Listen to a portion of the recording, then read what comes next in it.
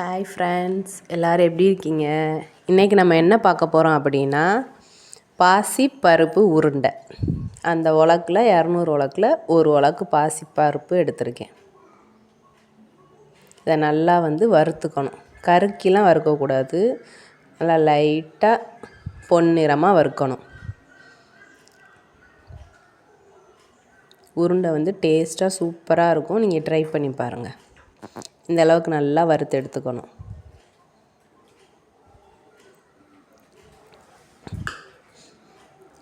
அதை வறுத்து எடுத்ததுக்கப்புறம் அதில் கொஞ்சமாக நெய் ஊற்றி முந்திரி குட்டி குட்டியாக கட் பண்ணி அதில் கோல்டன் ஃப்ரை கலரில் அதை நல்லா ஃப்ரை பண்ணி எடுத்துக்கணும்.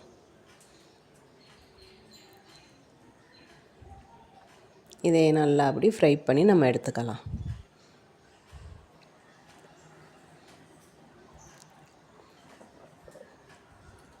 எல்லோரும் லைக் பண்ணுங்கள், ஷேர் பண்ணுங்கள், சப்ஸ்கிரைப் பண்ணுங்கள், அக்கா சேனலுக்கு சப்போர்ட் பண்ணுங்கள். இப்போ நல்லா கோல்டன் கலரில் நல்லா நம்ம அந்த முந்திரியை வறுத்து எடுத்தாச்சு. இப்போ மிக்ஸி ஜாரில் நம்ம எந்த உலக்கில் பருப்பு எடுத்தோமோ அதே உலக்கில் ஜீனி 2 ஏலக்காய் போட்டு, ஜீனியில் இனிப்பு ரொம்ப கம்மியாக சாப்பிடும் அப்படின்னா நீங்கள் கொஞ்சம் குறைச்சும் போட்டுக்கலாம். இனிப்பு உங்களுக்கு தகுந்த மாதிரி நீங்கள் போட்டுக்கோங்க. இப்போ ஜீனியை நல்லா பவுட்ரு பண்ணி 2 ஏலக்காய் போட்டு அரைச்சி எடுத்தாச்சு.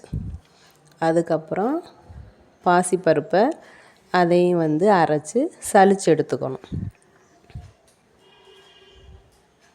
இந்த மாதிரி நல்லா சலித்து நம்ம எடுத்துக்கலாம்.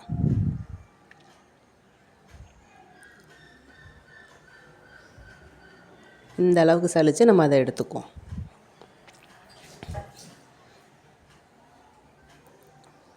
இப்போ இதை எல்லாத்தையுமே நல்லா நம்ம மிக்ஸ் பண்ணணும்.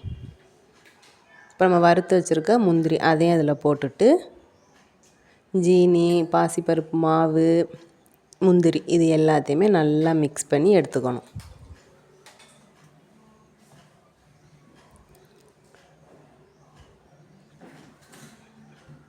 நெய் நல்லா கொஞ்சம் ஹீட் பண்ணி வச்சுக்கணும். நெய்யை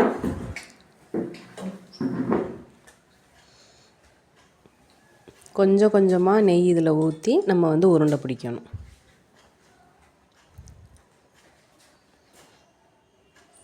நெய் நல்லா ஹீட் பண்ணிவிட்டு கொஞ்சம் கொஞ்சமாக ஊற்றி பார்த்து சுற்றாமல் கவனமாக கொஞ்சம் கொஞ்சமாக மாவுகளை கலந்து கலந்து நம்ம உருண்டை பிடிக்கணும். எல்லா நெய்யும் மொத்தமாக ஊற்றி பிடிச்சோம்னா அது ஒரு மாதிரி வலுவலுன்னு நல்லா இருக்காது. கொஞ்சம் கொஞ்சமாக ஊற்றி அந்த மாவுக்கு தகுந்த அளவுக்கு நம்ம ஊற்றிக்கணும். அதை லைட்டாக ஸ்பூனை வச்சு கிண்டி விட்டுட்டு இந்த பக்குவத்துக்கு வந்ததுக்கப்புறம் நம்ம உருண்டை பிடிக்க ஆரம்பிச்சிடலாம். நல்லா அழுத்தம் கொடுத்து அந்த உருண்டையை நம்ம நல்லா பிடிக்கணும். அப்போ தான் அது உதிராமல் இருக்கும். சும்மா லைட்டாக அப்படி பிடிச்சோம்னா நம்ம எடுத்து சாப்பிட்றக்குள்ளே அது உடஞ்சி போயிடும். நல்லா அப்படி அமுக்கி அப்படி நம்ம உருட்டி பிடிச்சி எடுக்கணும். அப்போ தான் உருண்டை நல்லா வரும். இது மாதிரி இதே மாதிரி நம்ம எல்லா உருண்டையும் நம்ம உருட்டி எடுத்துக்கலாம். பாசிப்பருப்பு உருண்டை ரெடி ஆயிடுச்சு. நீங்களும் ட்ரை பண்ணி பாருங்கள். சூப்பரான பாசிப்பருப்பு உருண்டை ரெடி ஆயிடுச்சு.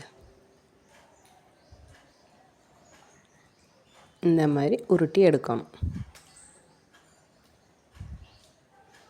நம்மளுடைய பாசிப்பருப்பு உருண்டை ரெடி. நீங்களும் ட்ரை பண்ணி பாருங்கள். அக்கா சேனலுக்கு சப்போர்ட் பண்ணுங்கள். ஓகே, பாய்.